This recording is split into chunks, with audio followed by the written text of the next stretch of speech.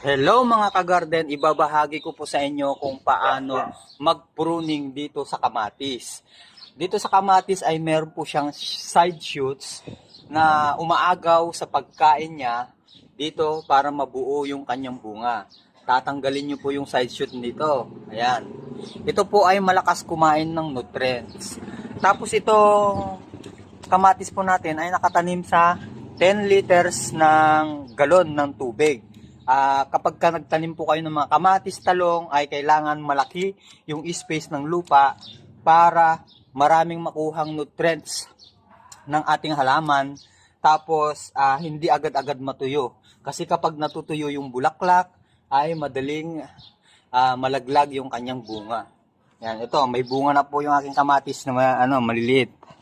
Ito ay galing lang po sa ulaman, itong kamatis na to. Kaya